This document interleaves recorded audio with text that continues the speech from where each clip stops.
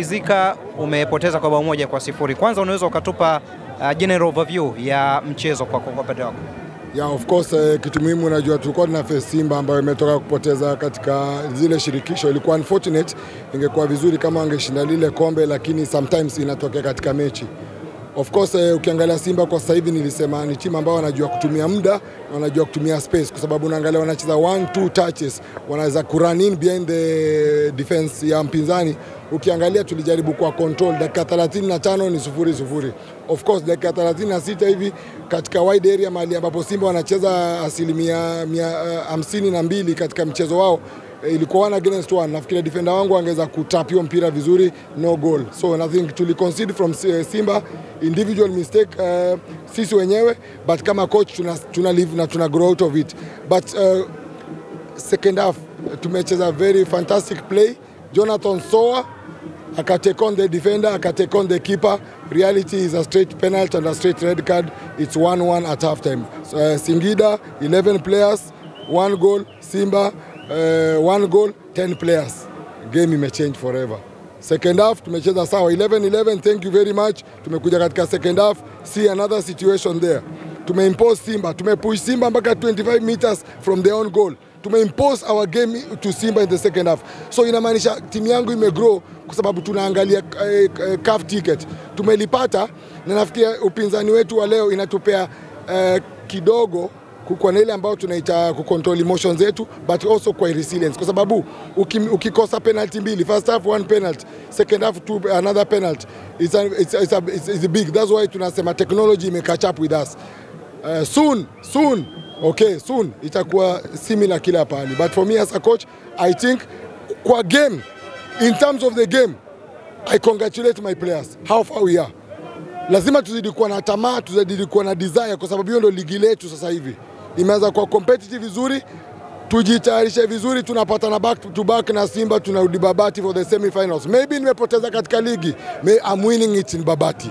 Kwa hiyo coach, ina maana matokeo haya ni I lose in the league today, I'm winning it semi-finals in Babati. It's 2 penalties. You cannot miss 2 penalties in the game. Kwa ina maana kupoteza kwenu leo ni makosa ya mwamuzi, si makosa yenu? What is important, the better team lost today. The better team lost today. Ulipofanya mabadiliko kipindi cha pili kuingia Damaro, Emmanuel na Poko, mchezo unaonekana kubadilika. Kwa nini ya kuamua kuanza nao ili upate kile ambacho umepata kwenye second half? Of course, kitu muhimu ni dakika zile za kwanza za mechi. Nimekueleza kuwa Simba wanacheza pressing dakika 20 ama 25 kwa mechi zao. Ukiweza overcome that one, then of course uko na bigger chance ya game. I think today hata wewe mwenyewe umekuwa katika game, tumekuwa na bigger chances of the game. Tumekuwa more chances than Simba today. Of course, kama team najua kwa sasa hivi it's not easy to convince you because I've lost. It's not easy. Si rahisi kukushawishi kwa sababu nimepoteza, lakini nimepoteza kwa sababu ya nini? Ni red card penalty. Finish. Red card penalty. Hiyo ndio aggression inakupa. Unaweza penda kuanalyze mechi kwa vyovyote. Sasa hivi mimi timu yangu inaenda katika CAF.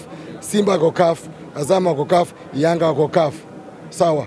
Kitu muhimu ni si analysis, kitu muhimu ni outcome. Mechi imeisha vipi? Sivyo?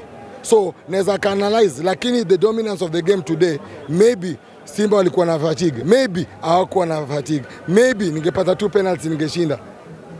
So tunaachwa na hizi kwa sababu ya yale vipengele ambazo nazungumzia. Lakini nataka kusema kongole kwa wachezaji wangu kwa sababu tumeweza kujisukuma kwa kila mpangilio tulikuwa nao. Ndio kwa maana leo unaona mechi hata mashabiki nafikiria wamechelewa kutoka kwa stadium kwa sababu wanajua kwa mawazo yao kidogo Kenya wameona. Wamejua Kenya wameona, sivyo? Yes. Makosa ambayo yamesababisha muukose kuelekea mchezo unaofuata, haujaona ubora wote wa Simba ambao unaweza kuuzuia kwenye mchezo unaofuata, licha ya kwamba umezungumza kwamba kuna makosa ambayo yamepelekea nyie kukosa ushindi leo?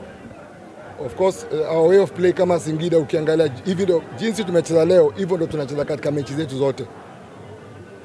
Kwa hivyo tutaenda kuimarisha hayo. Tunajua tuna respect Simba kwa sababu wako na ile momentum katika kucheza mechi kubwa hizi karibuni. Ila pia sisi nafikiria tumejistahimili vizuri kuweza kupata ile momentum ambao wamekuwa nayo. Unajua unapata na timu imecheza nusu quarter finals, semifinals wakacheza finali. Hebu angalia momentum iko juu, sivyo?